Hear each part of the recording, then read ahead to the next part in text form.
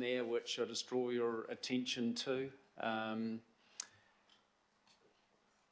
Out of interest, a group of us enjoyed the opportunity to have a look at the Northwest Bus Improvement Project yesterday, along with Waka Kotahi, having a look at that investment that's being made. That's going to unlock public transport out to the northwest. I know that some of the facilities are still interim, and if we're going to unlock the true benefit and give customers the experience that they expect when they travel on other parts of our network, that there's some more to be done. But it is a significant leap ahead, and that is good news. Recent challenges. I'm really pleased to acknowledge again the effort of the AT team in managing both the ransomware and then the distributed denial of service attacks on the network. And that we faced into that one. The media was very positive, reflected well on Auckland Transport and the council family. The system's now restored. We've noted violence, threats and aggressions in the past, and I'll just keep that in front of you. That is an important part of the health, safety and wellbeing of our teams, but it's also a reflection of some of the work we need to address as a community. On strategic issues, we're working well internally and with our Waka Kotahi counterparts in agreeing the next version of the asset management plan. This is very, very important to get right because it tells us and informs you as governors what the investment is required to maintain the level of service across our road network. In particular, our ratepayers and citizens of Auckland's got expectations around how that performs because 100% of them use it every single day in different ways.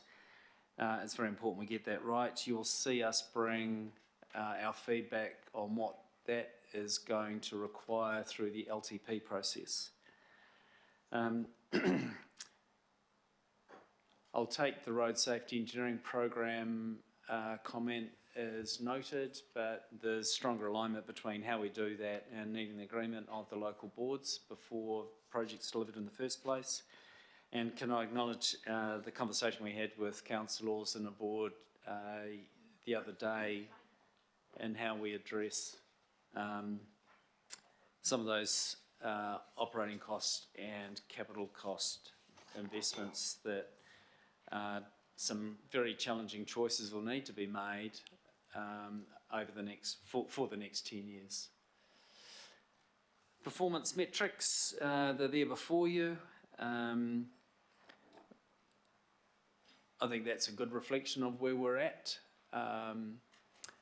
Public transport boardings and reliability, we're meeting those targets, which I think is very good. Boardings, it's interesting, and you can ask us questions on this later, but clearly the hybrid working environment has definitely changed people's behaviours. So there's more people catching the bus overall, they're just catching it less often. We continue to challenge ourselves around DSIs, or death and serious injuries.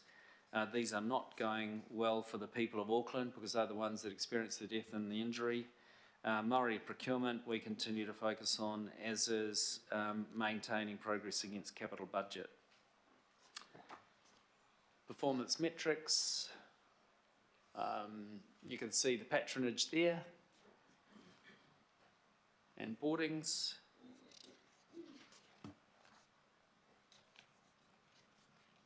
Likewise, you can see on this slide that it's growing across all modes, which is really encouraging.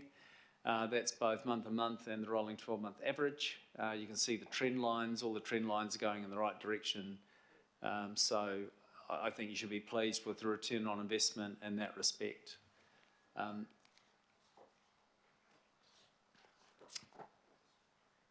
Likewise, reliability. So you can see those before you. Our target's 95%. We're achieving throughout August just over that. And that's the number to highlight. And we're in a world of pain on this. In August last year, we were at just under 85% reliability. Collectively, we acknowledge that with you, and I'm grateful for the investment and bringing that back to where it needed to be with the drivers in particular and the services overall. I refer you to the transport safety data. Oh, sorry. Actually, I might give this to you, Stacey. Yeah, otherwise I'll just keep rolling. Well, good. So in terms of our transport safety data, and over the last 12 months to September 2023, we had 665 people were killed or seriously injured on our roads, compared to 583 the previous year. And that's an increase of 14% year on year. 55 people were killed and 610 seriously injured. 86% of the DSI did occur on the local roads. Now, I know we talked about it before, but it's pretty astounding when you actually look at the motorcycle data. There has been a 700% increase in motorcycle deaths over the last year in comparison.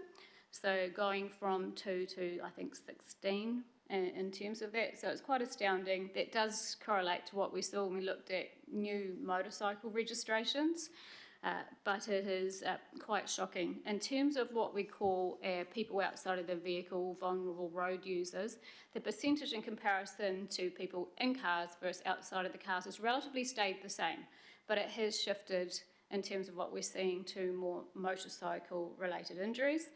And that is something that obviously we got a lot more questions around.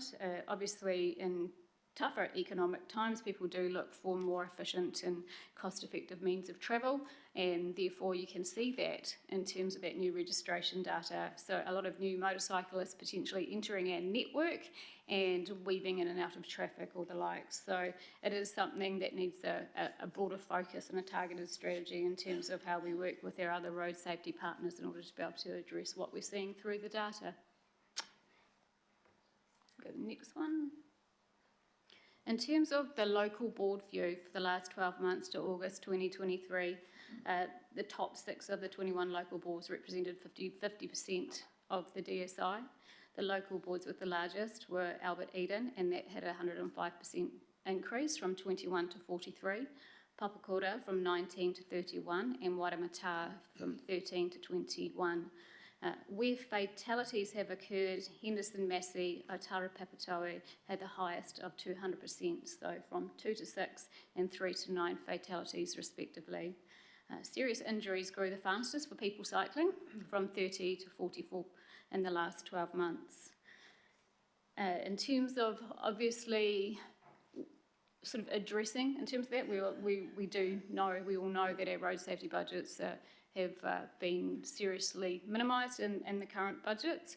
So we are looking at more sort of passive measures in terms of education and how we can work with our communities in terms of addressing these sort of more localised issues and what's happening on local roads.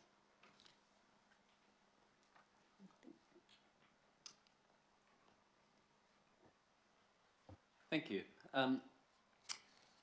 So just draw your eye to the capital expenditure program. I'm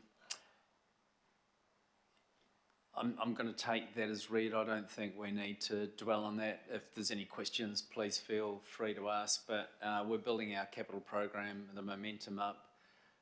We're talking about how we will communicate clearly with Aucklanders around the upcoming season for renewals and maintenance across the road network.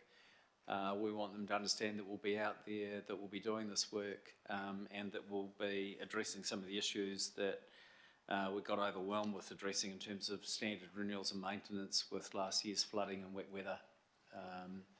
So there's a program there that is underway, and we want Aucklanders to understand that we're on that job. You'll see operating performance to date is favourable, so we're holding our operating performance as you would expect. It's favourable for a couple of reasons, both revenue and on expenditure management, and you can see where our focus is over the balance of this year, which is not only full reinstatement of bus services, but actually building the patronage on those services and continuing to address revenue from both parking and enforcement, and those discussions will come back up again through the LTP, and we remain committed to already budgeted cost savings, which you'll see there. I've asked if we can put these couple of additional slides in, and the point behind it is, if I reflect on the last 6 months, a significant amount of effort has gone in communicating clearly with Aucklanders that we've heard them, talking to issues as they affect Aucklanders at the individual level, at the community group level, at the business level, and leaning into those issues. We have, with your support, significantly invested in restoring public transport services.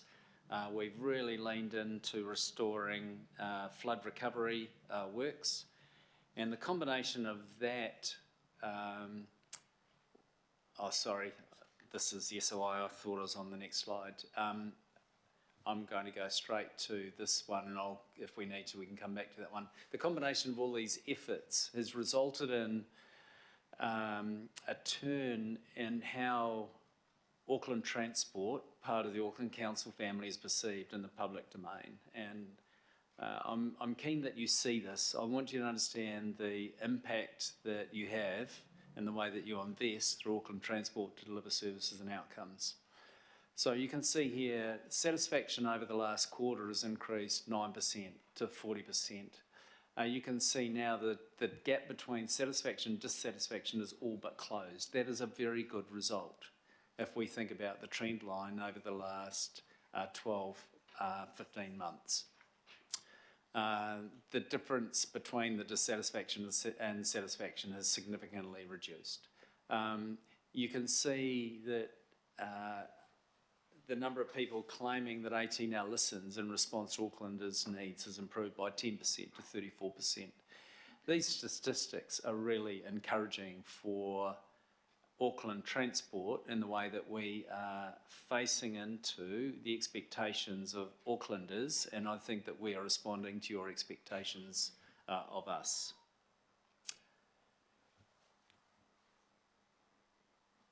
And I draw your eye to this one as well, which talks to disruptions on the network, and you'll have known about the number of disruptions, whether they were shootings, weather, or technical failures on the rail network, or it could be staffing shortages on all three networks, but particularly ferry and train networks. And the powerful thing is here, Aucklanders are now becoming less critical of Auckland Transport as we front into and lean on this. And my point in sharing this is I want you to see that we're addressing these. I want you to have confidence that we are pushing and leaning hard in the right direction, and to say thank you for your support in doing that. I will just drop back to this slide to acknowledge our statement of intent. We undertake to report publicly on this. You can see that, and I'm happy to take any questions on it. Our objective being to be quite clear around how we're going against those metrics. So on that note, I feel like I've whizzed through it, but we've got two very important presentations, one around PT growth and the other one around the strategic case for rail, so I prefer to give them the time. Happy to take any questions. Thank you. All right, and we can oblige with that. And we've got Councillors Walker, Turner, Henderson, Fletcher and Fully. And Member Ashby. Sure, so you've got a new operator on the ferries close to Auckland, the 2 runs that Explore's running. How's that going, okay? Really good. Great. Yeah, they've integrated really well into the network, and their reliability has been fantastic. So we've definitely seen a really good introduction to the network. So that was a good move in respect of Fuller's relinquishing from that run. Is there any prospect around reinstatement of the Gulf Harbour run on that sort of basis, where other operators move in? look, we're definitely considering how we move forth. I mean, obviously we have the Ferry Accelerated program and we have a number of conversations around that. What we will be doing, because given there has been a lot of interest in this, is we are going to be bringing a plan, like a full plan, to give everybody an update on the ferry service network. There's been considerable change happen over the last few years, both in terms of contracting, investing in terms of obviously our own fleet and getting that kicked off with new technologies, as well as our forward procurement program. So we will be bringing that here so everybody understands in terms of what that forward view is going to look like, and of course the journey we've had to date to improve services. Any other brief question? Really good that you recovered from that cyber security incident. Any idea of where it was from? If it's not commercially sensitive, and I can't see it being commercially sensitive because there was no commercial transaction involved other than ransomware, which didn't succeed. We don't know where it came from. It could have come from Glenfield, or it could have come from. It could have come from. Internet's everywhere, isn't it? Yeah, that's right. My point is, it could be anywhere, Wayne. And to be frank, I'm not interested in finding out where it came from. The fact is that we managed that really, really well, and there's no benefit in us understanding. What we do have to understand is how we ensure our systems continue to tighten. The fact is that they were tight already. Nobody got any information they shouldn't have got. We managed the distributed denial of service attack really well with our partners. To me, that was the single most important thing. We didn't pay a cent. Councillor Turner? Thank you. Just a quick question about that staggering 700% increase in bike accidents. Has there been a change in the definition of what a bike is? Like, no, so it doesn't include scooters or anything like that? No, no change to the definition. We can see that obviously a lot more motorcyclists are on our roads, and you can see that in terms of that new registration data, which started to pick up in 21, and it's sort of stayed relatively the same. So I would suggest a big component of it is less experienced motorcyclists. Member Ashby? Thank you. Just two from me. The first, on Māori procurement targets, which is 2%. I appreciate you haven't met the target, but did I hear you correctly that you're making progress? So is the indicator going up or going down or staying? It's probably level, to be fair, but it's an area that we've remained committed to progress on. It's an area that we've addressed forthrightly in our supplier code of conduct, that we will procure the service of others, but we also expect them to support these outcomes through the contracts and the way that they employ their subcontractors or subconsultants. So it's an area, member, that we remain committed to, and the best way of maintaining our focus on this one is to shine a light on it as we do. We're not satisfied with not met. Thank you. And just one more. I understand, it's been quite successful Te Reo Māori rollout out west and north, but there's a bit of a gap in the south. And just reflecting, on the Auckland plan target for our other, one of our 3 national languages to be rolled out and supported. Could you just talk to why there's that hasn't happened in the south? Where was it? On the south? On the southern line? In terms of across the train network or in terms of the buses? Buses. Yeah, so I mean they are going through a program of rollout and they will be done. I think we're pretty close to completion. I will update on that though in terms of the timeline. Yeah. So there's no issue with delivery of that on the southern line that you're aware of? No. Timing. Thank.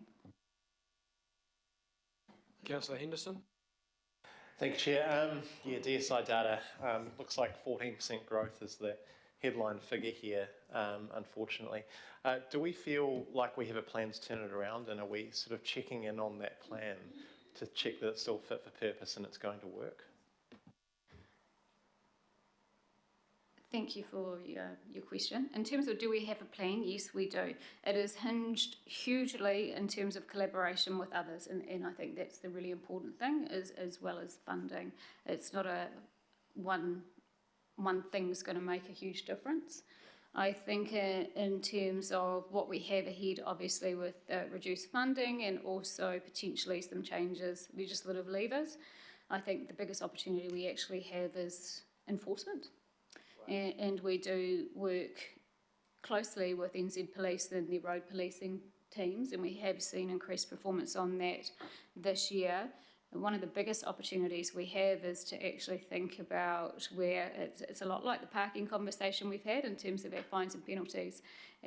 Fines and penalties when it comes to speeding infringements and the likes are extremely low in comparison to everywhere else in the world. So the behavioural shift needs to happen, and with that, in terms of the consequence, needs to change for it, and in order to be able to do that effectively, that needs to change. So we did a lot of work on that last year, and it does require legislative change to make that happen. It needs to happen. It hasn't been changed for decades, and we also need to prioritise in terms of a rollout of what I call point-to-point technology, because police can't be everywhere, so making sure we have more passive enforcement measures, we will definitely get the behavioural change, and that's what I think is the biggest tool we have right now. Two more quick ones. Thank you, Chair. So would AT, therefore, given that answer, advocate for increased enforcement measures for road policing, more police on patrolling streets? I don't think we can rely on people being there. There's so many other things going on in the police world as well. So what we can do, though, is try and prioritise, I think, in terms of that passive enforcement measures. Yeah, because you've got enforcement more places more often that you're not relying on somebody to be there to do. Yeah. I get that, but we are talking about DSI. I mean, anyway, I'll leave that one. Can I just ask one more thing? In terms of our data collection, we've got DSI by local board, but do we have it by other metrics, say age, gender, these things? Yeah, we do. We pretty much top the data every which way. So we have comprehensive reporting, and you'll see what we publish monthly in terms of our AT board reports. There is a number of dashboards there. It goes into a lot of detail, including contributing factors. So, yeah. I'd just ask a favour, if I can, Chair, if that could be circulated to councillors, because I know it's in the reports, but a specific effort for that, because this is a crisis. Aucklanders are dying on our roads, and we've got to turn it around somehow. Thank you, Chair. Councillor Fletcher. Councillor Turner asked my question, but I wonder, Tracy, whether you can give us any further insight. That figure of 700% increase with motorcyclists, is there any further breakdown on age groups, on the parts of the region where these are occurring? Can you provide more information on that, please? Yes, absolutely we can. We can provide more of a detail down on that segment in terms of where they're occurring, age range, etc. So yes, we can. Councillor Foley. Kia ora, thank you, Chair, and thank you, Dean and Stacey, for your presentation. My questions will follow on very much from Councillor Henderson's, but I just want to start by commending you as well on a positive increase in a lot of those performance metrics, and especially on the reliability one. Really good to see that really high. And I've been hearing from people in my community how they are enjoying the experience of catching the bus and catching our public transport. In particular, I wanted also to pass on thanks from our community when the AT Hop cyber attack happened. A lot of people panicked a little bit because they didn't know what was going on. But what I heard back was that your staff, the bus drivers, the train drivers, everybody was really helpful and really compassionate and helped to calm everyone down and got people to where they needed to go. So I really commend you for that. My questions did relate to DSI and the transport safety. My local board is up there alongside Councillor Henderson's as the two worst in terms of the increase in death. So I'd also like to see a breakdown of that, because I'd like to understand what were the driving causes behind those deaths, Were they motorcyclists as well, or were they in cars? So all of that information would be really good to have as well. And I am concerned too, I know that the budgets were cut, but in terms of what we can do to address those issues, and they're in areas of high deprivation, areas that don't have a lot of money. The local boards in those areas probably don't have a lot of money to support as well. But it would be good for us as decision makers to understand what we might be able to do in a more targeted way, and target our funding to those areas that really need it most. Kia ora. Don't know if you want to respond to that. Absolutely, we can provide you with a lot more information to your area. Yeah. Councillor Hills. Kia ora, thank you, Chair. First of all, just a brief comment. Congratulations again on the patronage data, especially huge uptick it feels at the moment. And just on that ransomware attack, I personally got caught out a couple of times when thought I was back, had money on, and then it turned red, and the drivers always made me feel like I wasn't the councillor stealing free rides. So although embarrassing, I know that it was happening to a lot of people, and it's fixed for me and others now. So just on that, is there any insurance or anything that we can pick up from lost revenue there, or is it kind of we're just going to have to write that off? Because obviously a lot of people had the issue.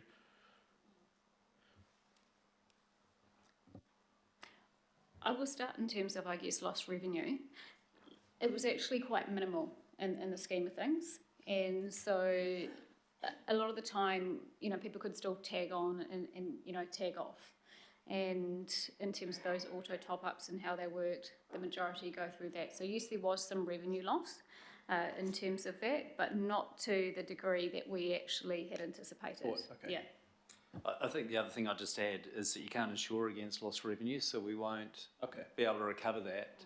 But the issue is with our insurers, because we did invest in rebuilding parts of our system to ensure that any legacy ransomware was not present. It's with our insurers, and we'll take that through the time-honoured process. Just on that, and it may be really brief because I know Councillor Watson won't like a long answer, but on the ransomware, much like the water care urgent action, could you just go through just briefly what it took the staff to deal with? I know they were working round the clock, and it was extremely intense work to get that sorted, especially that first week. How to do that very briefly. I think if I was to capture it, there was a team that were working literally 24/7. There wasn't just an NZ-based team, there was people overseas with our partners, which we really appreciated. The number of servers that we needed to rebuild that part of our system required us to import those because they weren't all available in New Zealand, so we had to move very, very quickly to deal with that. We were meeting several times a day as a crisis management team to ensure that we're on message around what we needed to do internally, what we needed our suppliers to do. We put a lot of thought in how we were going to communicate with the public, and our strategy was to go out there and tell the story. So I don't want us to underestimate, it wasn't just a technical issue, it was also about how we assured people, and our message was quite singular: tag on and tag off, just as normal. And if there's an issue, we'll deal with the issue. It's a back office issue, not a foreground issue. Public transport still is running, it's just how we collect the revenue. And we were confident in those early days that they hadn't been able to get into any confidential information, so that was the other assurance. So it lasted 10 days very intensely.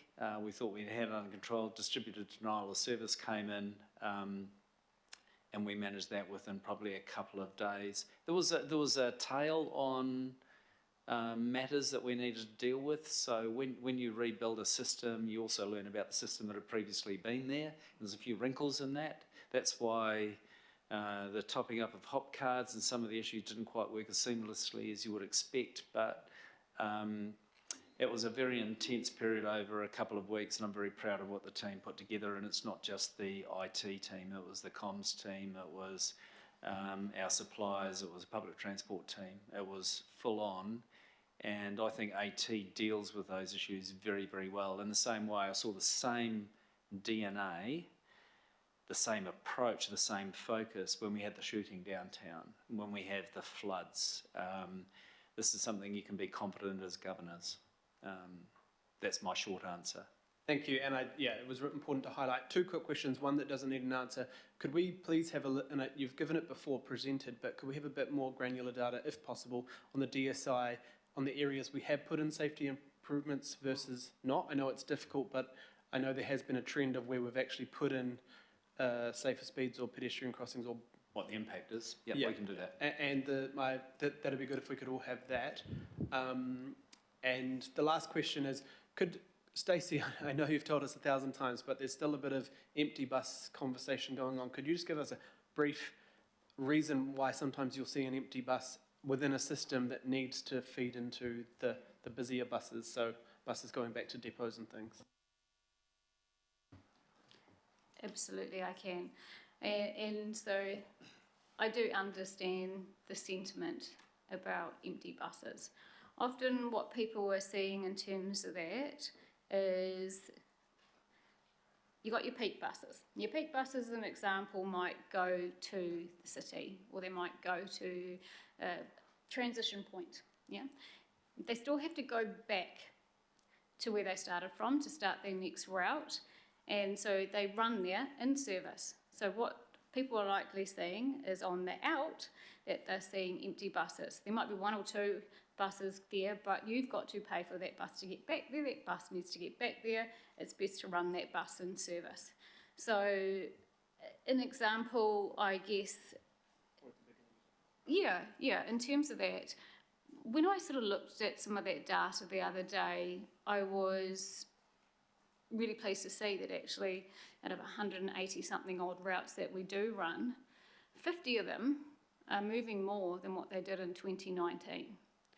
So yes, do we have some buses on our network that don't obviously move as many people? Yes, we do, of course we do.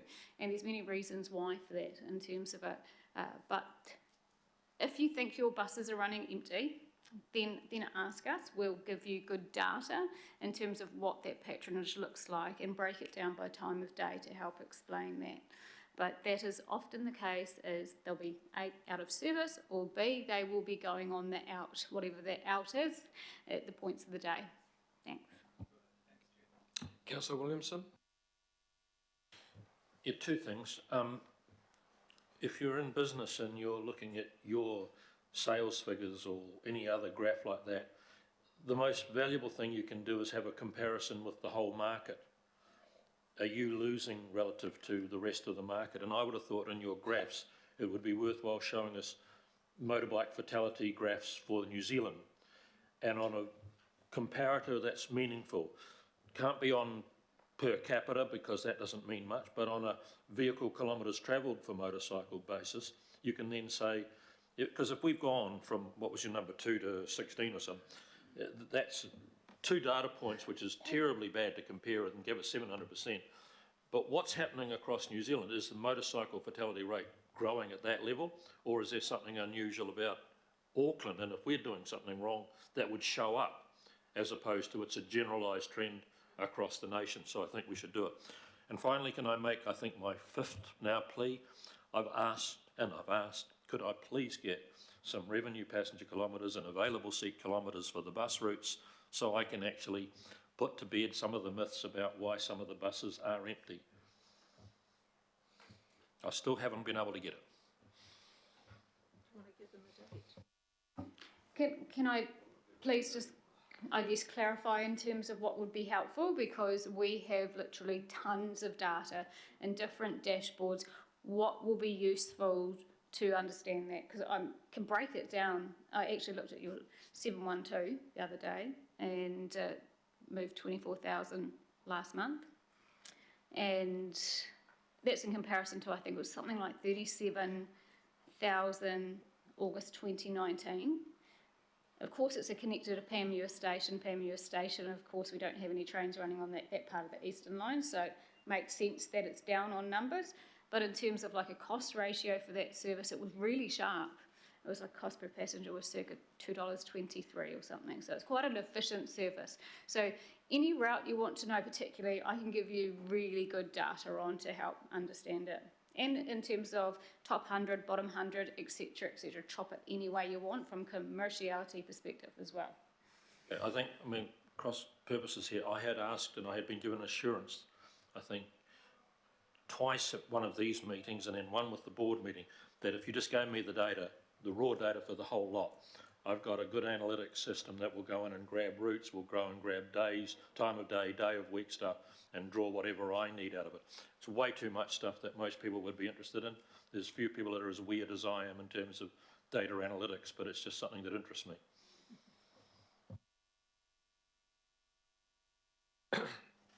All right, that's been duly noted. Councillor Ferry. Thanks. I sort of share some of the concerns that have been raised about the deaths and serious injuries, but I don't really have any new questions in that space from the ones that I've asked in the past, so I won't dwell on that. But yeah, obviously remains a major concern. The motorcycle stuff specifically, though, my understanding is that this has actually been a trend for some years now, particularly as, excuse me if I use this word, the boomers often are now buying motorbikes that they remember from their youth, enjoying riding a motorbike. They're getting to a time in their life where they're like, I want to get back on a motorbike. Those bikes are now bigger, faster. The road conditions are different. There's a lot more people on the roads, and they're not always getting the updated training that they need to ride them, and that is a factor. So my understanding is that ACC has been doing a lot of work in that space to try and work with that particular cohort. Is Auckland Transport involved in that conversation? What are we doing to help those conversations happen?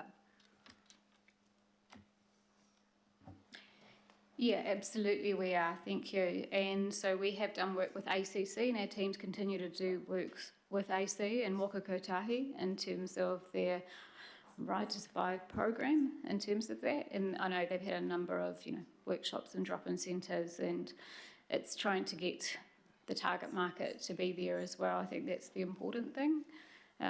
It's not a trend, I think, that's going to go away. It's about how we can improve the education and understanding around it. And it's also the driver behaviour. We have seen over the last year mood of the nation potentially in terms of driving behaviours that does come out and how they drive and more risky behaviour. And just to clarify then, so is there an opportunity there for some shared comms and stuff like that? I mean, I'm just thinking about, if we've got some audiences who might be catching the bus during the week, we've got their hot card details, we know they're in that demographic, might just slap a bit of, check out Ride to Survive on the bottom of the e-news or something like that. There's some opportunities there anyway. Thank you. Right, just to close the loop on that one from me, Stacey, the motorcyclist fatalities and injuries have been coming through pretty steadily in our reporting this year.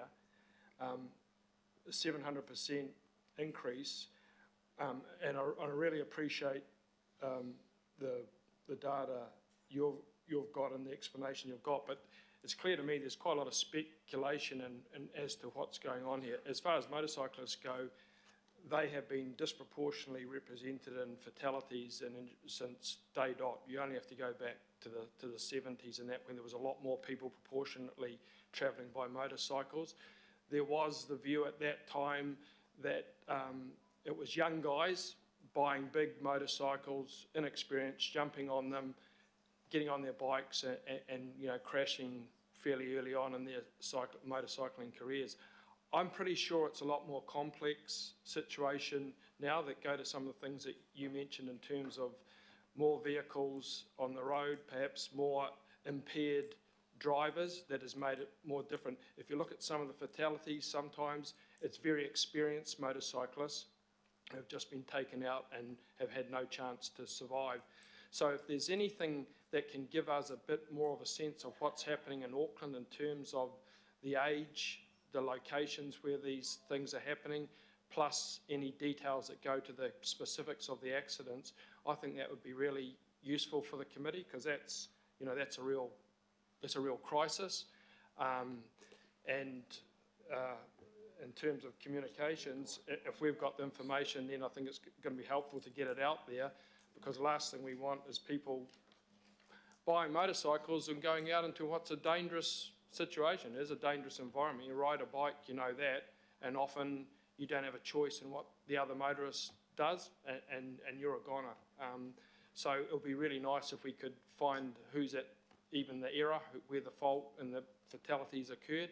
And if it is the things that we're talking about, well, then we're a better understanding. But certainly that extent of loss on our road is the most concerning thing that I see here at the moment. So thank you for that.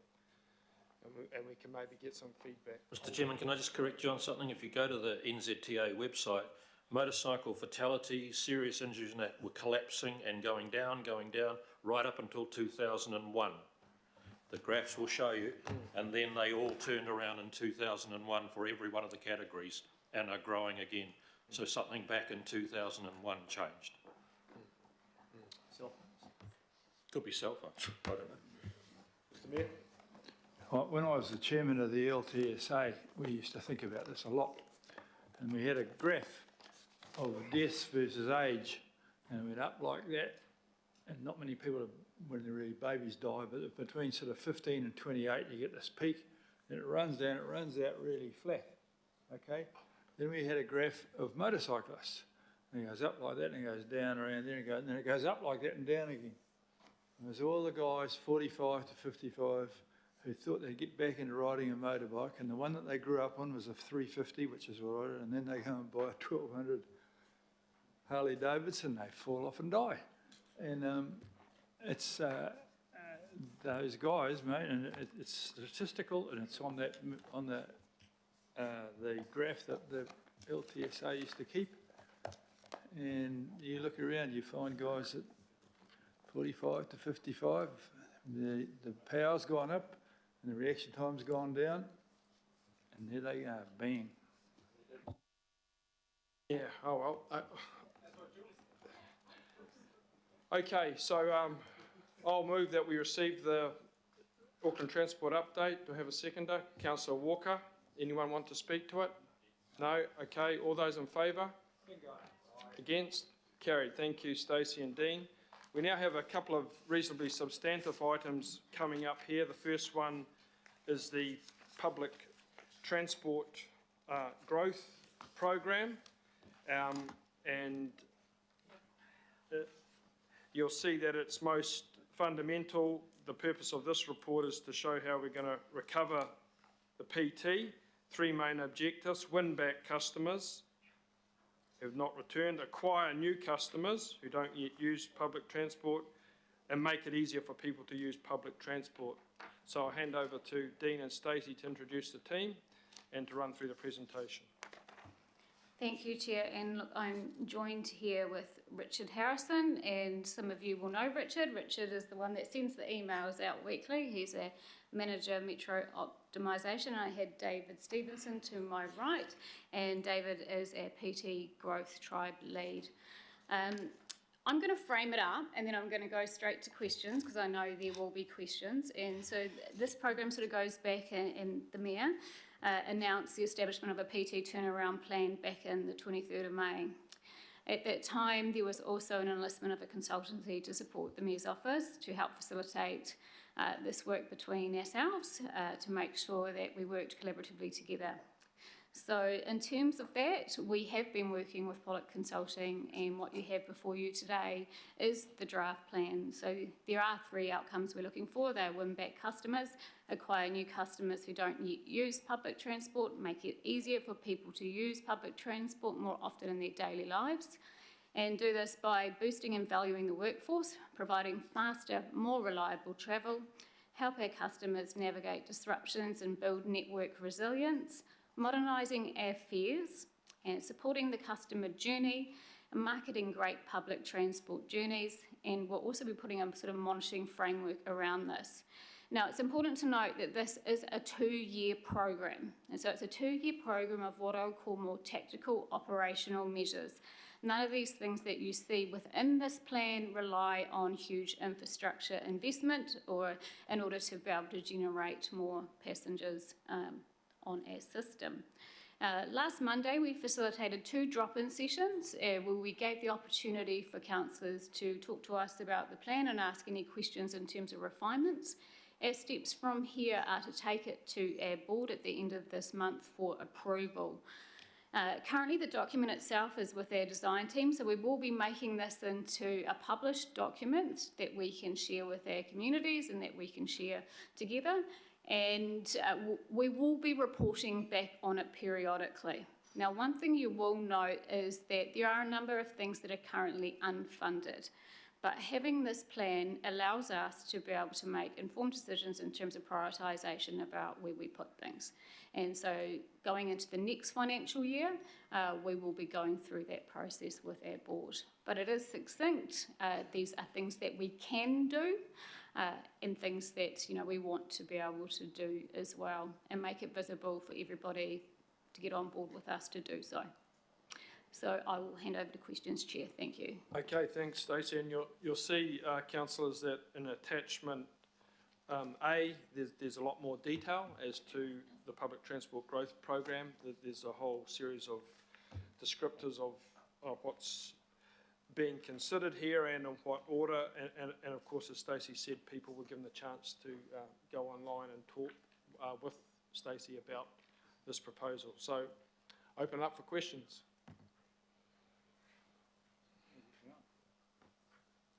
Well, looks remarkably like okay, no, that spoke too soon. Okay, Honey, member Renata. Thanks for the brief outline. This morning we had a presentation from a wahine who actually did a marketing delivery of how good the bus transport and whatnot was. Yet the incoming government is coming in, and what half fares and that were going to be considered gone. What's within this plan you've got that's going to either deal with that, especially getting those young people to the education deliveries? That's one question, and I've got one other. So,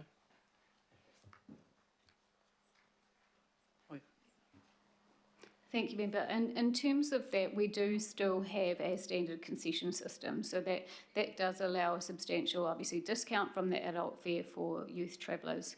We also still have our free weekends for under 16s. That's still in play. So we have a number of tools, but you will see that we do, one of the focus areas are modernising our fares, and we do want to take the time to have a proper look at it so it's easy for customers to engage with in terms of, fare caps and the likes. With the concessions potentially coming off that are currently in place, we will need to look at things a bit differently in terms of how we categorise that. That does require quite a lot of modelling. But making sure that we have different, what I call packages available that are easy for people to understand is going to be the priority. There still will remain a substantial discount for youth travellers, as well as tertiary concessions, etc., in order to make it affordable for people. thanks for that. The other question is, what engagement have you done with the Māori communities out there? Because what was actually indicated by her was the ability to inform these little people, let alone their whānau, about the use and how to use the bus, especially going forward. So what's the engagement that has been taken with the Māori community? Thank you for your question, Member. Look, we do want to segment in terms of how we engage more broadly with business, with schools, as well as communities. We do want to take an equity of access lens to things as well. So it's really important, like we have with our road safety data, that we actually look at how communities are using public transport and fully understand that. So how many services flow through a particular area, and as a percentage of population, how many people are actually engaging with those services, because that gives us a good understanding of whether they're fit for purpose. But I still think we got quite a measure of work to do in order to be able to understand fully how community groups, how different locations and want to engage with public transport. So it is very much a work in progress and something that we do want to focus more on. Councillor Henderson? Thank you, Chair. Yeah, this looks really exciting. Just a couple of questions. I'm scanning through it, and some of the initiatives are obviously unfunded. Will AT be advocating for these as part of the LTP for funding? Yes. Ripper. So can you take this committee through what measures will be taken to target communities that are further away from the city centre, so suburban Aucklanders? How are we specifically going to get them to choose PT? Yeah, that's a really good question. Thank you, Councillor. I think there's a number of things. So a fair strategy is one of them. So in terms of that, there has been conversations over the affordability factor. So the further you get out from the CBD, it costs you more. So making sure that, you know, we look at those zoning and are we making PT as an attractive measure on the outer in order to travel further. That's one thing in terms of that. But again, you know, things like travel time are really important to people. Reliability, travel time, affordability. They're the three sort of key things here. So reliability, obviously, we've made substantial gains in terms of our bus network. We still have a number of issues on our ferry network, and we still have, obviously, a rail renewal program in terms of that as we lead up to CRL, which are going to impact that. And another one? Oh, yeah, sorry. Yeah. And so, yeah, there are a number of what I would call you'll see within the program that address those different issues independently, but obviously they work together in terms of a system. The other one, and I will say, and we've talked about bus priority, we are doing a broader, what I call bus priority plan, yeah, to see where those areas of opportunities are, because that goes to reliability, it also goes to timeliness in terms of that. And so, I mean, if you're on a bus and it's a bus to nowhere, you still feel like you're disadvantaged in terms of that. It's always going to take you longer on a bus if you don't have bus priority, because it has to stop and pick up people, it has to stop and drop off people. So in terms of that bus priority or priority lines or how we do it, but in terms of that making sure that there is parity in travel times. Yeah. That's really fantastic. Thank you. Thanks, Chair. Thanks, Councillor Henderson. Just one question from me to finish it off, and it goes to the work program that appears in the attachment in this complete targeted community and local board engagement. It names a number of areas there that have already been done, I think, and they go back a number of years when they were done. And in the case of Orewa Millwater, very successfully. The one that does cause me a little bit of concern is also in the priority one, targeted promotion of reliability improvements to disrupted customers, and it names a couple of areas that we've got in mind there, Eastern Line, ferry commuters and Western Line. I'm just really curious to know, given that in some instances there, the unreliability's been going for 2 years, with improvements, it'll be another 18 months, so that will be 3.5 years of unreliability, of substandard experiences by the commuters. What can be done in the interim to follow through on the worthy goals of this program of winning back customers, trying to attract new people? What can be done when we've got specific communities that exist, so they're very easily identifiable? In some cases, they have a Facebook group that has 1,600, a big number of members. Seems to me we could be doing stuff now. Otherwise, I think anyone would agree that 3.5 years, you're going to lose virtually that whole cohort of people, aren't you? If it's been bad cancellations to date, the prospect of another 18 months, 3.5 years after the fact, it's probably coming on a little late in the piece. So for those targeted groups you've identified there, what do you think could be getting done now? That could be trying to restore confidence, trying to communicate with the people, and trying to win some of them back. Thank you, Chair. So, I mean, in terms of obviously providing alternate services is the big one, and also communicating about what's happening around them. And so I know we talked a couple of times about the local board transport plans and that level of engagement. But yes, some of our customers have been disrupted for a considerably long time, and we actually need to do better in terms of how we work with them to provide meaningful services, or alternate services as an example. Like when the Western Line is a good example, I can see from the data that a lot of our Western Line train customers have now switched to buses, and those buses are 150% of what they were, pre-COVID as an example. So there is a lot to do in terms of engagement, and obviously I fully appreciate that some of our ferry services that have been disrupted considerably, we need to work closer with the community in providing meaningful solutions. So I'm happy to move this, seconded by Councillor Fletcher. Does anyone want to speak to it? Do you want to speak to it, Councillor Hills? Thanks, Chair. Just briefly, this is great to see. I know much of the detail you've got in here you already do in a sort of sometimes patchy way, so it's great to see a kind of strategic approach to the network. I think some of this, and I know Councillor Watson has spoken about this too, some of those more softer investments, rather than always thinking of the new route or the new capital improvement, it's those communication, it's the working with business associations, it's the working with local communities to understand routes that I think that we can jump on board a little bit more, especially when funding is low.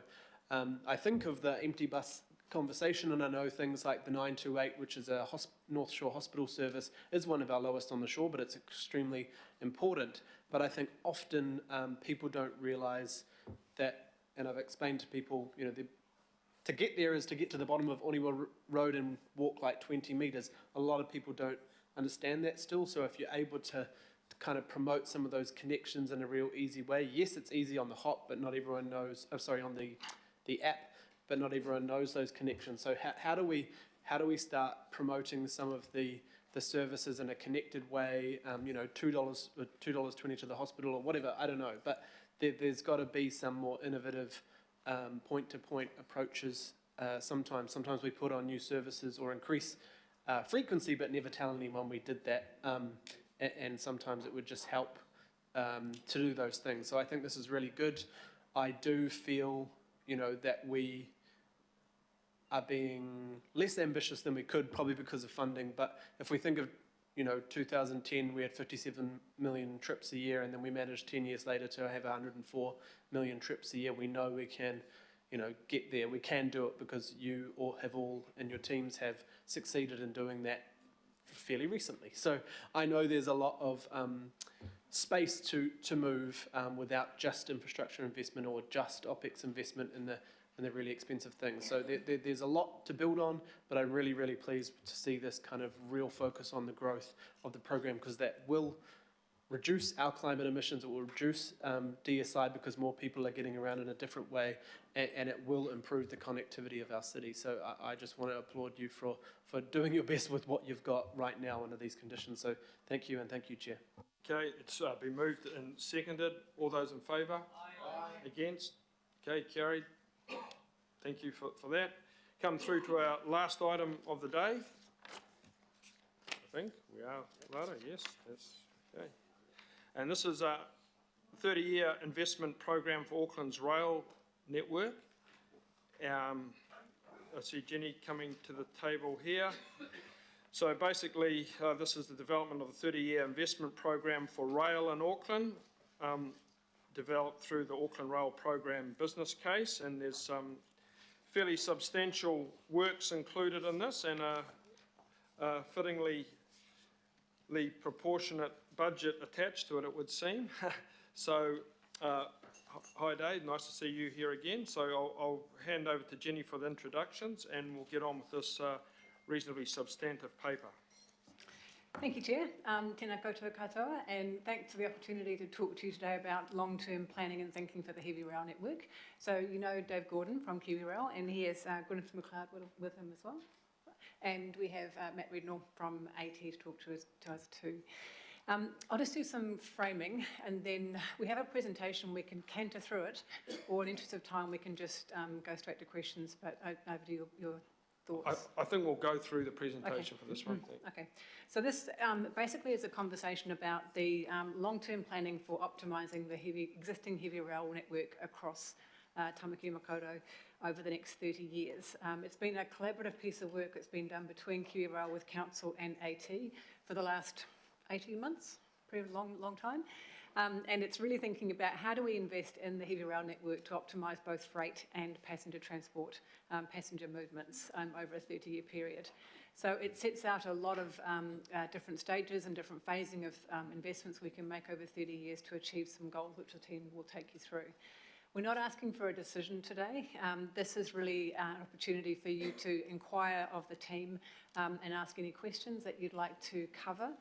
I'd make the point that this work is a really critical piece in the long-term kind of thinking and the jigsaw of the overall integrated plan for Tamaki Makaurau for transport. It's really important we get this work done so we can look at how all the pieces fit together, from light rail or rapid transit to heavy rail to walking to cycling to other forms of investment. So we'll bring them all together in that concept of the joint integrated transport plan. But having this work done on the heavy rail network future is really critical to that. Dave, do you want to make any comments? This has been through our AT Design and Delivery Committee yesterday for a conversation. But Dave's also taken it to the Kiwi Rail board. Do you want to make a comment on anything? I'll just add, just add a couple of points. Most of this you would have seen before in presentations that I've given, so I don't think there's huge surprises to come. But for me, the important thing is you've not seen this with AT and Kiwi Rail sitting at the same table. This is something that is genuinely a partnership between the two agencies. It's not something imposed from one onto the other. It's something we have both agreed is the right approach for the heavy rail network. And it's a key thing is that we're wanting to maximise the value of the investments that have already been made. The council is funding a huge chunk of the city rail link. It's funding other things. This is about maximising the value of investment as opposed to starting on something new. As Jenny said, we're not looking for approvals at things. This is just a further exposure. I mean, what we're going to follow with this is an intense period of debate and consultation, but I can confirm this has been through Kiwi Rail's board, and they are very supportive of this matter entering the public domain for that purpose. Through you, Chair, I might invite Matt to canter us through the presentation. Yes, you can probably move through it reasonably expeditiously, but I think it's useful just to get a quick summary of what's before us. Thank you. The remote control. Cheers. Thank you.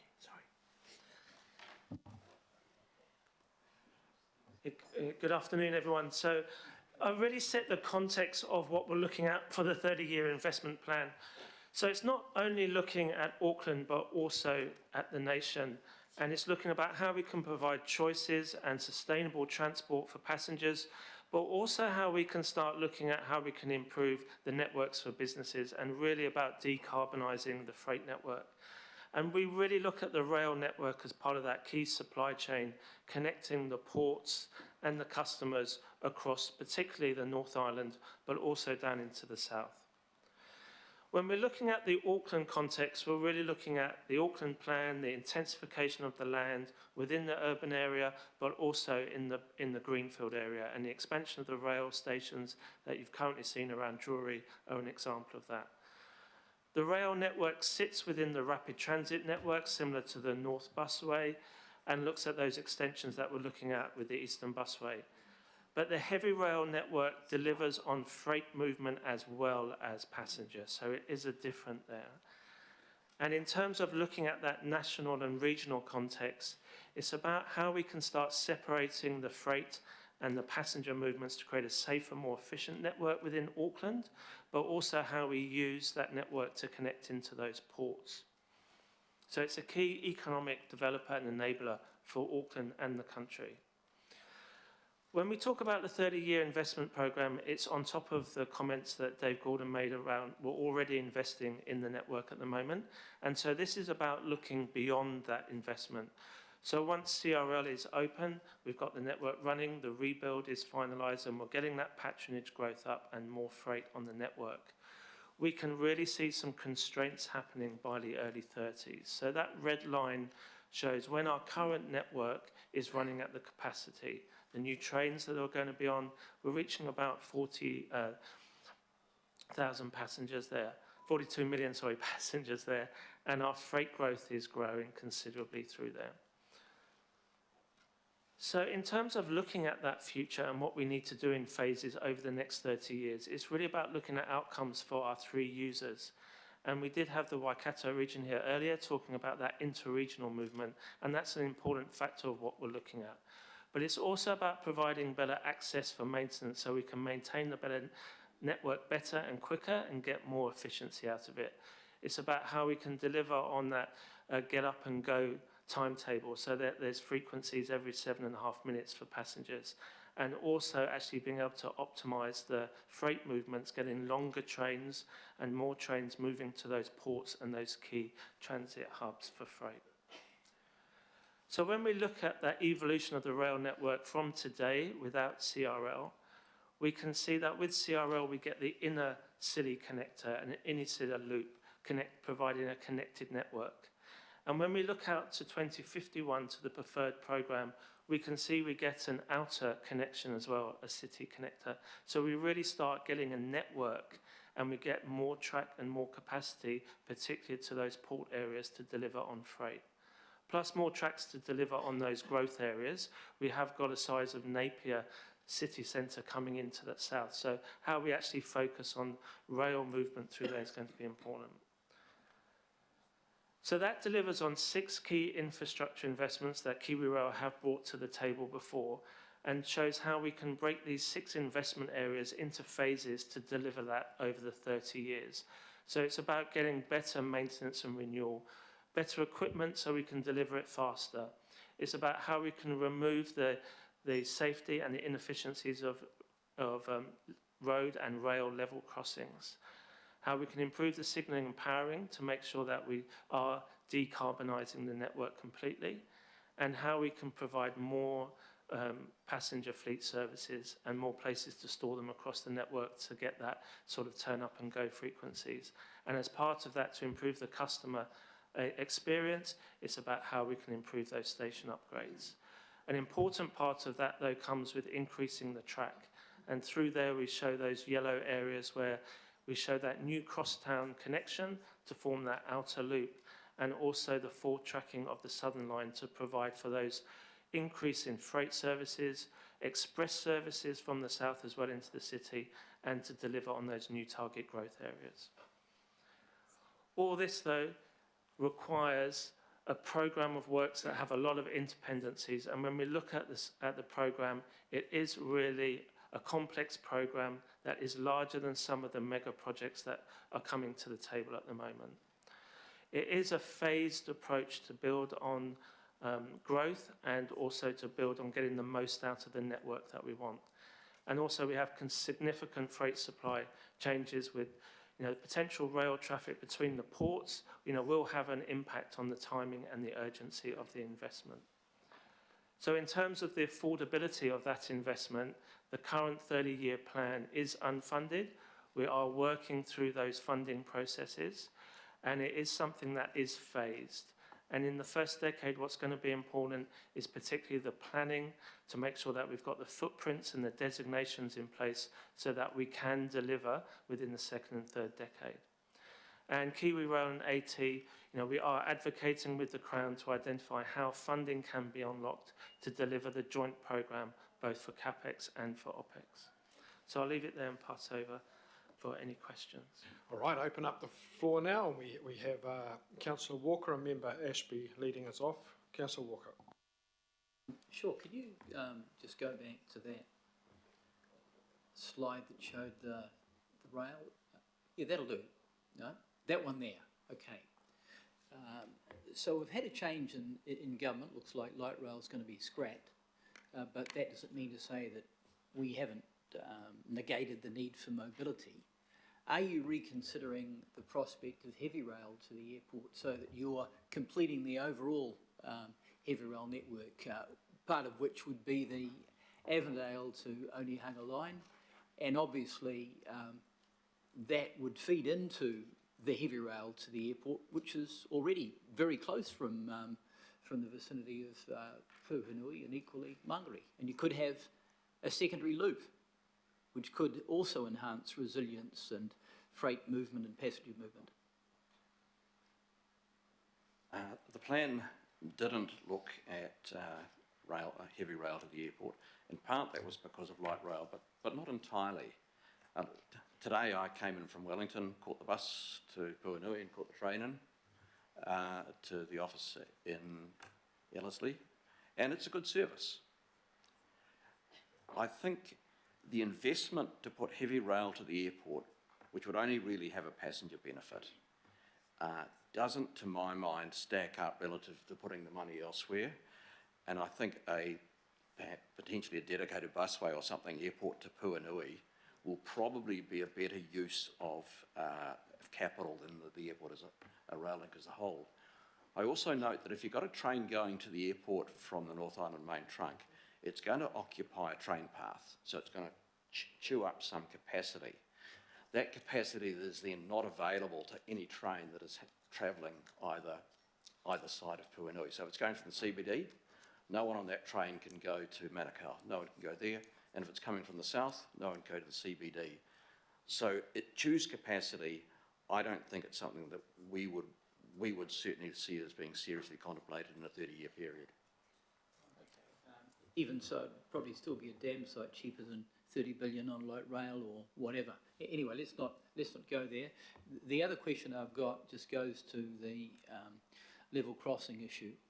And I note that other cities, particularly Melbourne, have been far more aggressive and economical than we have, including taking rail above ground very successfully, and there are other advantages around that. So are you looking fairly aggressively at how you can remove these crossings? And I'm making the assumption that in the Avondale to Southdown line, we wouldn't have the crossings because you'd be ensuring that the design mitigates that. Yeah, through Chair, yes, and Auckland Transport did come to the committee last month to talk about the level crossing programmes. So the team are aggressively looking at those proposals. In terms of the Avondale Southdown line, yes, that would be something that needs to be looked at as part of that future planning and design. Just a last related question, very quickly. Given the dramatic need for us to reduce emissions, is there any prospect of packaging any of these exercises up, like the crossings and the like, so that we're getting carbon credits effectively from them, because, you know, they're long term? The answer is to that is we would, I think, be looking for every way possible to ensure that we got the maximum bang for buck out of Can those you look things. at it? Well, absolutely. That'd be great. Member Ashby. Kia ora, thank you for the presentation. Just two questions from me. The first is, could you tell me what iwi and Mātāwaka views are on this, and if they haven't been engaged yet, when and how would they be engaged? And the second question is, obviously the existing heavy rail network stops at Swanson, and I hear always questions of what's happening north of there, which is nothing, and it's not on this plan. So I don't know, could you enlighten me or just speak to that briefly? Thank you. Yeah, through you, Mr. Chair. So in terms of the rail investment plan, we took it to the AT iwi tables and the huis that we have across the region. So we've had a number of huis with them across the north, central and the south. In general, the comments were very supportive of the plan to provide for sustainable transport choices and to open up improved opportunities for jobs. One of the critical points that came back is how can we involve the iwi more in terms of the next stages. So when we actually come to identify what the solutions are and we go through the designation processes. So that's where we will engage in a process to make sure that there's strong involvement of that through the next stages. In terms of the... oh yeah, sure. forgotten what the second question was. Sorry, just on the... Oh, Swanson Connections, yeah. Sorry, just on the first one, if you could extend the engagement beyond just your forum, because not only we turn up to that, so try to make sure you're really targeting. And sorry, the second question was just the rail, heavy rail network or line north of Swanson, because... We made a very conscious choice to stay within the existing metro rail boundary in terms of that. We have done work on what it would take to put in a starting and then a full quality train service through to Huapai and then long term to Helensville. At this stage, when we started this, there hadn't been a tremendous push for that other than from certain interests. We've done the work. It could be brought in. It is not cheap, neither is the program, but if that is something that Council and AT wish to pursue as a public transport thing, then it can come in. But I do want to re-emphasise, we've got to keep fixing the core as opposed to adding bits onto it. I wasn't here for the Waikato presentation, and it's great that they want to run more trains, and we'd be very encouraged to help them. But if those trains ultimately run into a congested core, then it's to no effect. So that's really why we focused on the inside. Okay, Mayor Brown.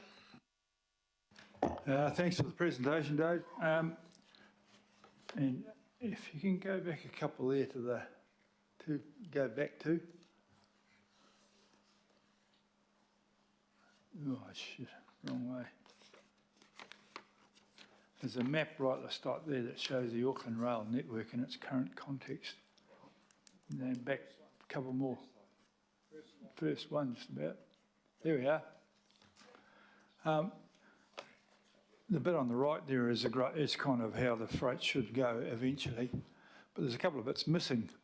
There's 20 kilometres missing out of Northport, which is completely pointless that we've done up the trip down to Helensville without doing that, and I see they're actually upgrading north to Mauriwa, which without that 20 k's it makes no sense at all. So I don't know where that's got to. And then back over a couple there, you've shown that Avondale to south down to Westfield really, which is really important, linking up of the freeing up the freight thing. I think that's live, but I'm not sure if it is. Well, maybe I'll take the Northport one first. Look, Mayor, we are funded to take the design for the next stage for Marsden Point. We now own 85% of the land, and we should have 100% this time in 12 months, which is great. We're doing geotech at the moment on 2 places there, which I won't go into the detail for that. Yeah, we're funded to do the rail to the north, and I agree that unless at some point it's connected into the 19 Kims to the port, it's a very low value investment. At the present moment, we're only going as far north as Kauri until we've signed up for the iwi there. Okay. Yeah, sorry, I actually noticed just before the map that I've been using for ages still doesn't have the Marsden Point link on it. Yeah. Okay, right, that's good. My bad. Well, I think we're sooner or later someone will wake up to that. But I see the other thing that I'm getting confused with whose transport strategy I've got now, outgoing governments and ingoing governments, and I'm getting them all mixed up, and it's not clear yet. But there was talk of a four-lane motorway out to Marsden Point. Well, that serves no purpose whatsoever. There's a perfectly good highway out to Marsden Point now, and the only people on it are logging trucks. No one goes there other than them. So can you sort of, whenever you get the opportunity to say, well, I think we'd rather spend that money on the rail, if you get the chance. I don't think I'll ever be shy about advocating rail's role up there. My answers. Thank you very much for that. Thanks, Mayor. Councillor Lee. Thank you. Can we go back to the slide of the future network, please? Okay. we're talking about 30 years, right? This is a 30-year vision. That looks like to me like the 1929 Auckland Rail network with Avondale to Southdown, which I think was conceived in the 1940s, as a mirror image of the Eastern Line, as you can see, through Glen Innes. But apart from that, and of course the CRL, that's your 30-year vision? Yes, it is, because there's a lot more of it within the corridors that exist. 30 years ago, or 40 years ago, whenever it was 2 lines to the south, two lines around. It's actually 4 lines to the south, which means you can mix freight and passenger traffic. It involves a full re-signalling to ETCS level 2, which means I can bring the trains much closer together. It involves sufficient power that the diesel fleet that we currently operate can be electrified. And if we get the electrification, which is a couple of drawings back between Tauranga and Auckland, and that down to Palmerston North, 55% of our freight will be under hot wire, zero carbon. Okay, we could analyse this then by strengthening the resilience of main trunk line, the main road, main line in to Auckland. That's very sensible. One would expect that as a matter of course. And so rather than being bold, we could say here, you're being conservative, careful and so on. What then do I see in this 30-year vision, the ... the dopey light rail to the airport idea still there? Don't you folk get the message? Oh, I guess, well, yes and no, I'm getting it from you, but as the day this thing was drawn, light rail was still on the thing, and I don't know, I don't know what the government will do. Don't get me wrong. I support light rail, but I think you folk have an obligation to understand the strengths and weaknesses of light rail where it works best in an urban environment and where heavy rail works best. And I hear you dismiss Councillor Walker's concerns about the restoration of the original commitment to a heavy rail link to the airport, not just from Auckland, but also to enable a heavy rail connection from Hamilton and Point South to the airport, the main gateway into the country. That got dismissed, but you still are persisting with this failed, to be kind, light rail project. And I really think you need to do better if this is a 30-year vision, honestly. Just a minor matter, I know this is a sore point with AT. The situation to the northwest, particularly around Huapai, is calling out for the provision of passenger services on the existing rail line to the existing station, and yet AT have been absolutely resistant with a whole range of one excuse after the other, turning down the local community. When are the people in charge going to listen to the public who pay the taxes and pay the rates on this one, please? It's a 30-year vision. I'm extremely underwhelmed at this. Okay, so I think that's a view that's come through from a couple of councillors as far as the Huapai line goes. You've given your answers, so I guess that'll be up to us to pursue that. Councillor Bartley. Thank you, Chair. Thank you again for this.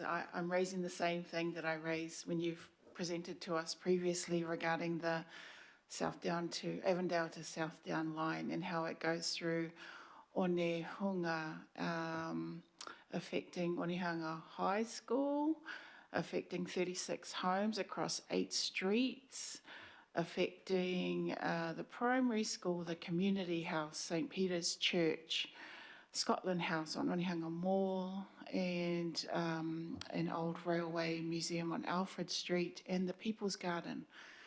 So I'm just wondering like what can be done. Otherwise, I'm going to keep raising it every time you come here. And the local board has also resolved their opposition to this line as well. It means nothing. I might ask Gwyneth to talk about the discussion she had with the local board, but I guess we are at an impasse here on this one. We've owned a corridor through Southdown to Avondale since the 1940s. It's been on the plans. I accept that for most residents they would have expected that to never happen, and just for it to suddenly come along is a shock. We haven't done the detailed design of it and how the effect gets mitigated, but I know it will be unwelcome. A number of the properties you refer to are actually our properties. It's land we own, and it's leased in those gardens, and they are leased on that basis. The design through Onehunga will be the most critical element, and I think if it's just ending up being a freight line, then I would see a severe level of community opposition. If that line is also used for passenger services and it has local amenity, I think the opposition may be different. But just at a slightly personal level, if I had lived quietly next to a quiet park for 30 years and then suddenly rail lines coming along, of course people are going to be upset. Of course they're not going to like it. And that's the debate we have to have, because the choice is don't cross the isthmus. Just stay with one line. Have it even less ambitious 30-year plan. It can't go anywhere else. Okay, thank you, Councillor Bartley. Councillor Henderson. Thanks, Chair. Look, I have some agreement with the line of questioning of Councillor Lee, but probably form different conclusions. But, you know, this is a 30-year plan, not a 10-year plan, and so it needs to be sufficiently visionary. I'm wondering why we haven't included the northwest catchment area there, and by that I mean Te Atatu, Massey, you know, where most West Aucklanders actually live already and have no rapid transit at all. I'm also wondering why we don't look at the Northern Busway and conversion there. My understanding was it was built to be converted. In 30 years, we're not going to act on either of those things? Through you, Mr. Chair, I'll just refer back to the earlier plan I showed about the long-term rapid transit network. So in terms of the connection through to Hurupai and Kumu, there's currently the Whakakotahi-led Northwestern Rapid Transit Study, which is looking at the corridor along the motorway, which to tie into that. Now they are at the shortlisting option looking at different connections through there, but a key part to there is to get that catchment and the journey time of how to get from those areas and the town centres through to the city.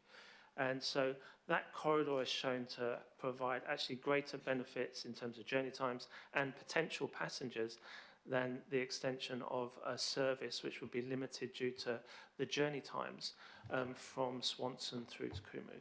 So in terms of why that's being looked at, that is being looked at currently through that Whakakotahi-led study.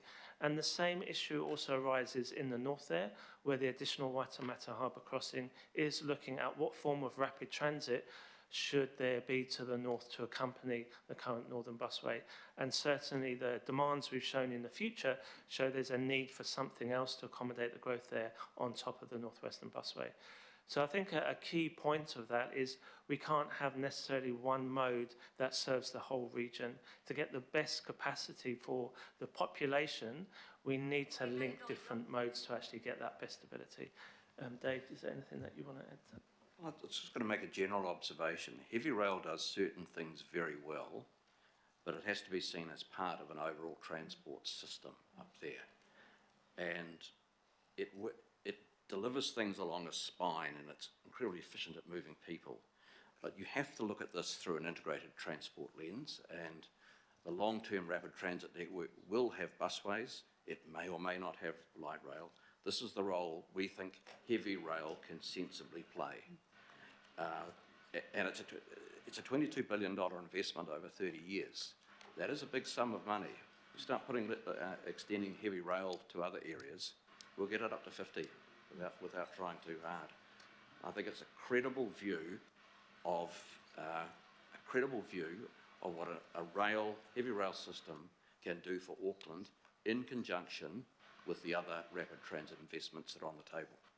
And through you, Chair, I did make that comment at the start. This is a piece of the jigsaw that's around the heavy rail network and how we optimise that with a whole lot of different, 6 different aspects to it, not just tracks, but also purchase of carriages and all sorts of things. But it does link very much in, as Dave said, to the other networks that are being planned in the rapid transit network, which has been to you before, and you've seen that thinking as well.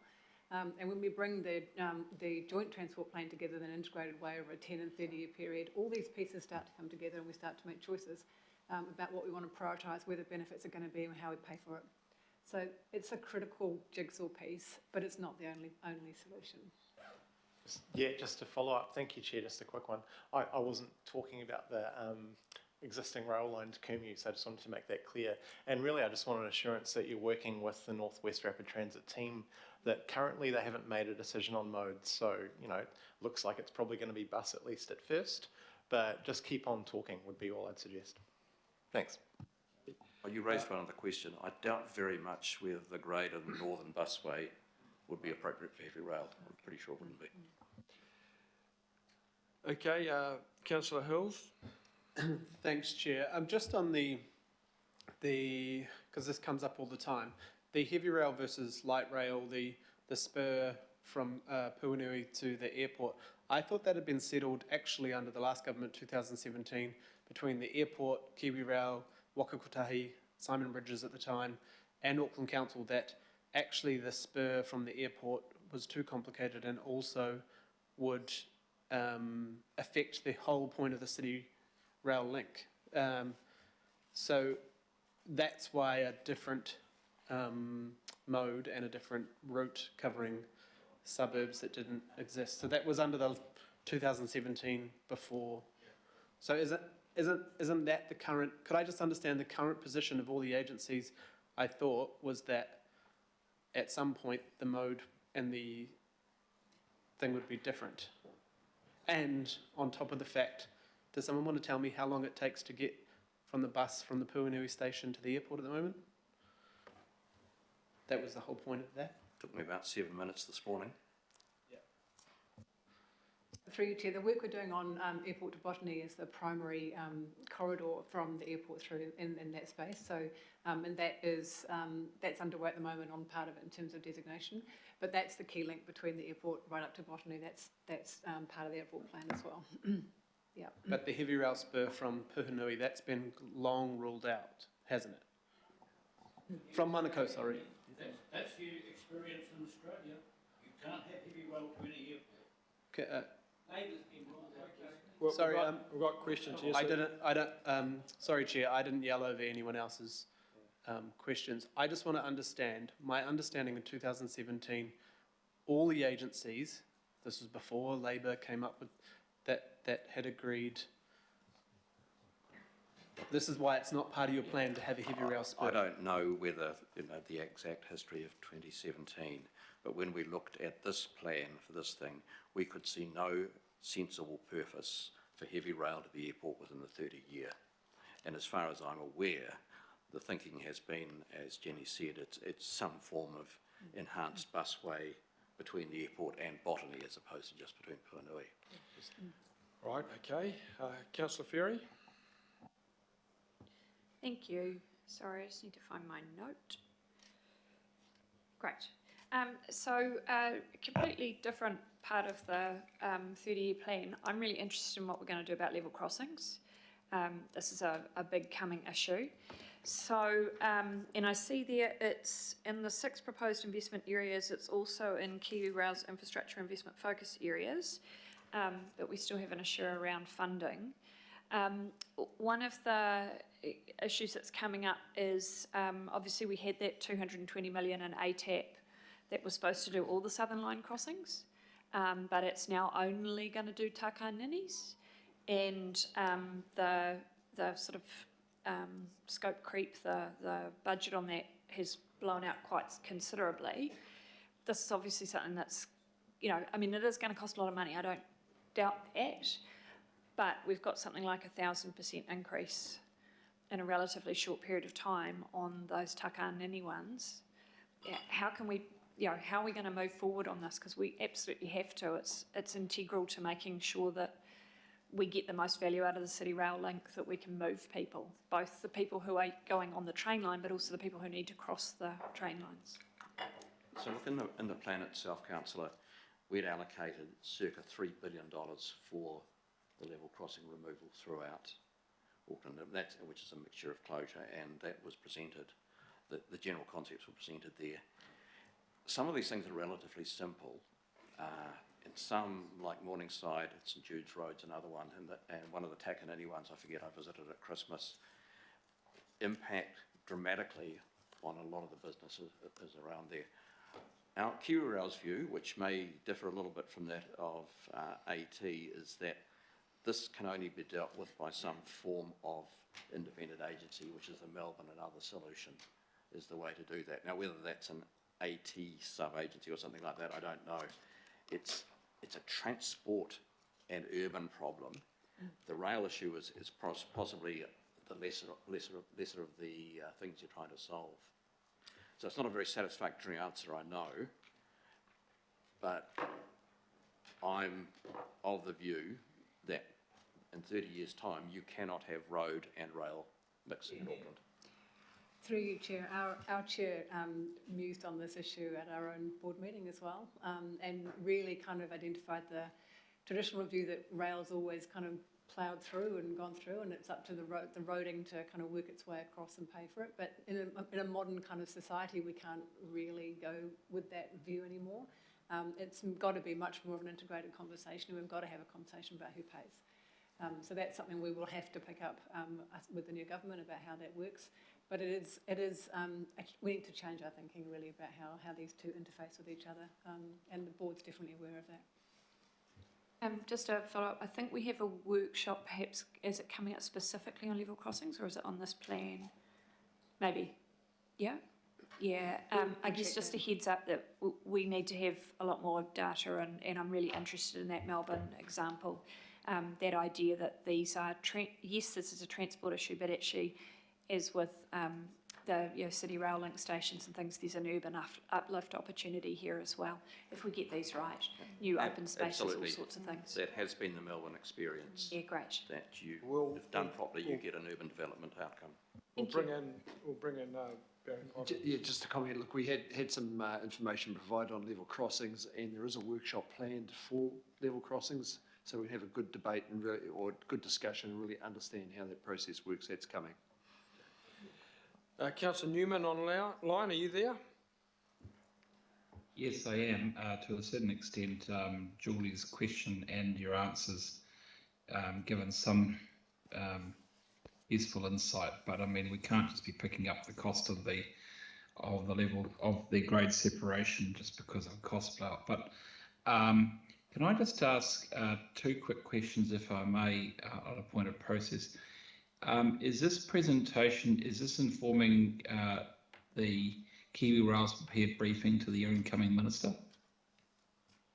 You'll have a shareholder minister, so I'm assuming that you prepared this document in this form or similar based on this plan for that document? Yeah, look, we have written our BIM for the incoming ministers. This does form part of that BIM and an important part of it. Okay, if the priorities change and if your board's, the direction of where your shareholding board changes, we're going to see something different coming back from you in the next couple of months, do you anticipate? Look, I don't. I mean, if you look at this through the lens of 3-year election cycles, we'll probably be sitting here in 30 years' time still looking at the PowerPoints. I don't think we're going to turn around and say, oh, there's a change of direction and all this is out, and etc. To me, this is entering a period of public debate, which is what our board wants to have. So if you want heavy rail to play a role in Auckland's rapid transit and part of the region, then this is what you need to do. So we're not going to come back with a set of instructions to say it's all off, because that's not what this is about. This is about signalling a future, not something that's in the next couple of years. But your board, you may find that your new board will have a different view. Can I ask one final question? Last time you were here, we had a discussion about maintenance issues in the rail corridor around graffiti, rubbish, all that green waste crap that's littering the corridors in the Auckland region. You conceded it was a fairly defeatist response from you at that stage, but you'd give it some more thought and work. Any progress on that? Not a tremendous amount, because I've been focusing in on this. Over Christmas, we will be having a bit of a blitz on certain areas of the corridor to clean up. But the answer was I thought I would undertake to come back to this committee when I actually had a substantive proposal. All right, okay. Thanks, Dave. We'll hold you to that one. Councillor Foley and Councillor Williamson. Kia ora, Chair. Thank you. I'll keep it fairly brief because I think most people have asked questions along the lines that I was asking them. But just picking up on this idea that this is a future plan, you're signalling for the future. And I do want to speak for my communities that are areas of high deprivation and people with the fewest transport options at the moment, but who work in and around the airport precinct. There are thousands that come from Otara, Papatoetoe, Botany and beyond, out to further south in Papakura and Pukekohe and beyond. And so I'm just asking that you don't take things off or cross them off the list. If you're thinking of having a future vision, keeping light rail or heavy rail there as an option for those people. And the comment that you made about, oh, it's just passengers, but we're talking about thousands and thousands of Aucklanders. And the number is growing because that precinct is becoming more and more important as an employment hub for our communities as well. And anyone who's tried to drive to the airport at a certain time will know that the roads are absolutely clogged because there's only one way in and one way out. And currently the rapid, I know that that's there, the rapid bus transit program, but currently it still doesn't serve many of the workers in my area, for example, very well because of the hours they work. And so just keeping that future vision and keeping an open mind, that's all I'm asking. Kia ora. Thank you. Thank you, Councillor Foley. Councillor Williamson? Yeah, I'll be very quick too. It's just don't want to be left out. When Councillor Henderson talks about the West and how big population base, just know that the Howick local board is the biggest population of all the local boards. We don't have a single thing called a state highway. You've got motorways to Africa, SH16, 18, 1s, 20s, 20As. We don't have anything like that. And we've got a huge population growing further out to our west when you go to Whitford, Maraetai, Beachlands and so on, that are all going to need to come through us to move into the city. And the number of presentations I've seen since I've been here for a year in which the PowerPoints talk about the north, the west, the south and the centre. So this is a plea. There's one hell of a big bloody population unserved out to the east. And the tip of Music Point is further north than the ferry buildings. So don't call us south, we're east. I've got the coordinates out there. Okay, so we're going to move and second this now and open it up to debate. So if ladies and gentlemen, if you'd like to go to the safety of the public seating there. So I'm going to, hopefully wind this item up soon, but I know there's been some strong views on this, and just before we open up for debate, if anyone wants to say anything, I'm just going to ask just Barry for a bit of clarification. This is a receiving and a noting paper. Some of the points have been brought up, have been around for a while. Personally, I don't think we've really had a proper debate about heavy rail versus light rail. It's always been a kind of a fait accompli that's been put on the council. Certainly in respect of the Huapai line has been around for a while, where there's an existing line, there's an existing station, there's a massively growing population. I still really haven't heard a satisfactory explanation as to why that is not part of a longer term view, particularly a 30-year view. So I'll just ask Barry to clarify what the process is, because I'm aware that some very strong and valid points have come out in the course of this questioning. Oh, thank you, Chair, and very briefly. Look, this is a noting paper, as the Chair mentioned, and I'm sure that the panel we had have probably heard some of the comments here, but it is a noting paper. Council doesn't have decision rights over this. But what we, Council has real input into is the RLTP and the RPTP, and this is part of that. So that's where that opportunity will come as we work through those. Yes, certainly can. So it's open to the floor if anyone wants to talk to this. Otherwise, I'll put it. Councillor Turner. Just want to reiterate how important it is for that Huapai train connection, and it is existing, and it has, you know, it doesn't even have to be a long-term plan. It can be a tomorrow plan. We can activate it and utilise it. Thank you. Thank you, Councillor Turner. Councillor Walker.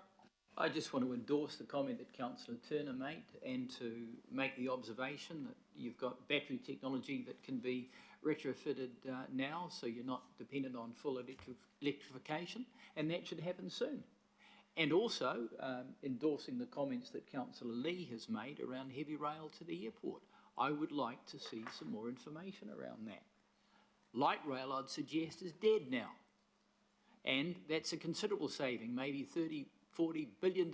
So let's do some things that are pragmatic and work and make more of what we've got. Thank you, Councillor Walker. Councillor Lee. I'm just a little bit well, not a little bit disappointed, very disappointed, given this is meant to be, purports to be a 30-year plan. The naysaying I heard about, for instance, a heavy rail to the airport, which is essentially a 7-kilometre link from the main trunk line, reminds me of the pushback we got for years when the Auckland Regional Council championed electrifying the Auckland rail network. It won't work, Aucklanders won't use trains, etc., etc., etc. All sorts of excuses. And what I heard today in regard to heavy rail to the airport, and even the pathetic little services to Huapai, just disappointed me. So I'm going to, as a matter of principle, I'm going to vote against the whole thing, just to send a message. Thank you. Okay, thank you to Councillor Lee. Councillor Sayers online. Thank you, Mr. Chair. Just reinforcing the point about Huapai not being on the maps. That's very disappointing, and I would just like to signal to the Auckland Transport staff there that it needs to be on there. If it's not going to be on there, we need a detailed explanation in the papers about why not. But hopefully they've heard the essence of the call from a number of councillors today asking why it's not there. I need to advocate for my area, John, and just say it's disappointing that it's not there. I'm surprised it's not there in some form over a 30-year plan, and it should be. Thank you. Okay, thank you, Councillor Sayers. Member Ashby. Kia ora, thank you. I'm just jumping on the bandwagon of supporting the connection to Huapai. My understanding is the two iwi up there are also supportive of that, although I'm not speaking for them here. So I'm just also tabling that. Thank you, Member Ashby. Councillor Hills. Kia ora, Chair. This plan, obviously we're not passing it. We don't have decision-making power, but I think generally it does show the thrust of what is, I guess, funded or purported to be funded. I do wish it was a little more ambitious, especially to the north and to the northwest, but that is sort of up in the air at the moment. My point on the spur to the airport was that I had felt that it had been counted in and out a number of times and then counted out by various governments. And I did want to say that at the moment, from the shore, I get the bus, then the train, then the bus, and it costs about $7 from the shore. The bus from Puanui is very quick, about 10 minutes, and I would not see the point right now in investing in a rail on top of that very, very convenient service from Puanui and that fantastic new station. So I think long term, we do need to have more information about the Avondale Southdown, about its purpose and what that will have an effect on communities. That is making a lot of communities nervous about what that looks like. But we do need more investment in our rail system. Clearly, the City Rail Link will unlock some phenomenal patronage and connection around our city that I think will mean that we need to invest further in further lines as well, including other forms like light rail. Thank you. Councillor Bartley. Thank you, Chair. Just want to, I know that this is a noting item, so there's no point me voting against it because I do note what we're receiving. But I would like my opposition to Southdown to Avondale noted, please, because I think the response that we got back, while there's nowhere else for the line to go, is unsatisfactory and unacceptable, irresponsible, insensitive to the people of Onehunga, given the massive disruption that this is going to cause to that community. Going through schools, going through heritage houses, our community house there, the church, that's not something that you can overlook lightly because you've had a line in that community for 84 years where nothing has happened and now all of a sudden something is going to happen. It's unfair and it's just, it's not acceptable. Amity was proposed to go through the Riverside community in Panama or Tahoe, 87% state housing in that community, and we were able to advocate to come up with a different option rather than rip through our community. And yet for this situation, it seems like we're happy to rip through Onehunga, and I'm not happy to do that. I don't accept it, and I think there's better ways to do it, and I hope that Kiwi Rail can find another way to do this without ripping up Onehunga. Thank you, Councillor Bartley. Mayor Brown, would you like to round off the debate? I'd like to thank them for Dave and team for their presentation. It's good. We're looking forward 30 years. There's a debate about what might happen in 30 years. I won't be here to worry about that. We do need to support rail. We've got a new government who are pretty anti-rail, and so it is actually the simplest and easiest way to gain greenhouse gas progress. And I think we need to see the Avondale Southdown thing as something much bigger than Onehunga. It is actually for the integration and shifting of goods right across everywhere from Tauranga right through to Whangarei. You have to have a way through the city. So sometimes communities have to see themselves as part of something much bigger than where they are. And if you haven't noticed something's been there for 80 years, it's not my fault. So, but I do sympathise with the views of Councillor Bartley representing that community, but that is a part of a community of a country, and it's an important one. So all of you, if you have the chance to at least support rail over the next few weeks, it's a good idea. Thank you. But just briefly, just in relation to Councillor Bartley and Mayor Brown, when the Auckland Regional Council successfully re-established the Onehunga branch line back in 2010, I had a number of meetings with people in the community. One I'll never forget, whereby the people in the apartment buildings nearby the station came to see me and made a plea, remonstrated with me not to have the train going into past their building. A woman left the building absolutely distraught and weeping. When the services started up, they loved it. So it may not be that bad. Thank you. Councillor Ferry, sorry, did you? Yeah, I did, and I note that Councillor Lee got 2 bites at the cherry there, which is not in accordance with standing orders, so I hope that we're going to not repeat that in future meetings. The point I wanted to make is that this is really, we need to do this work. We need to receive the progress update, note the proposals and move forward with this. And I take on board the concerns about Avondale Southdown, particularly for the Onehunga community. It would run through part of my ward as well. And in the past, it had been I thought shelved because light rail on the isthmus was going to solve the passenger portion of the issues there, and because at that time we weren't looking at moving the port, there wasn't the freight impetus for that project anymore. So it's interesting to see it revived, and I guess we do need to consider it, but yeah, I think there's a lot to go there, and I guess there's a danger there that we'll create more level crossings, which brings me to my main point, which is we absolutely have to nail the level crossing issue in this program. It's going to be really vital, not just for people in my ward on the Western Line, but also the Southern Line, and to a lesser extent the Eastern and Onehunga lines.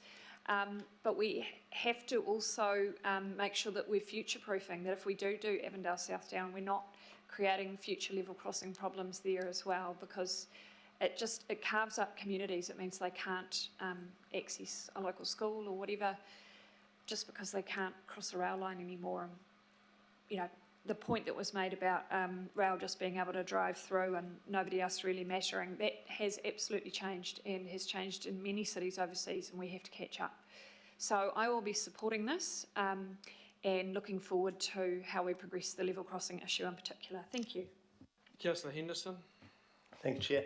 Yeah, look, to be honest with you, I'm not sure why one would vote against something that's a noting recommendation that provides a 30-year plan for rail. But, you know, that's democracy. I just sort of note some caution to my colleagues here. There's been some real excitement and some real, banter and yarns through this whole debate on this item. And a lot of the stuff that's been talked about is completely unfunded, and in a lot of cases extremely expensive. I think the presentation and the report have been very clear, and I didn't interrupt anybody, so I don't want interruptions as well. The report's very clear that we have a network at the moment that demands a hell of a lot of maintenance, a hell of a lot of money just to make the trains that we already have run. You know, Councillor Turner, I'm sure you would agree. I get a hell of a lot of phone calls from our constituents when the trains are broken down again for the 100th time, when maintenance is needed for the 100th time, when we close for ages over summer every single bloody year, right? This needs work and this needs money. The existing network needs work and money, right? So just be careful, right? Asking and making promises to communities that are unfunded. That's all I'd say. And obviously I'm happy to support it. I think that's really the only reasonable thing to do in this situation, Chair. Okay, thanks, Councillor Henderson. We'll call the debate to a close. It starts to get a little fraught at the moment. And you're right, there's $43 billion down for this particular investment program, which is a lot of lolly. So it's been, I don't think it has been moved. Can we have a bit of order, please? I've actually found the side conversations okay, well and the banter that's really not rude. a point order, and you're right, things are getting a little loose, and I'll take responsibility for that. I haven't been quite as tight as perhaps I should have been, but there you go. So I apologise for that, but we have had a debate. It's been a good debate. I hope our guests have noted what various councillors have said, because it's been a recurring theme, and they mean what they say on behalf of the communities they represent. Barry has explained the process as far as we go and our ability to interact with it, and this is a noting and receiving report today, but as always, people are perfectly entitled to vote the way they see fit and have recorded as such. So, having said all that, I will move it. I'll look for a seconder. Councillor Brown. Mayor Brown. Jeez. It's voted. There's been a change of government, so who knows? Okay, so it's been moved and seconded. Is someone genuinely calling for division? Yeah. Okay, then it has to be by division. So Lati just you got them.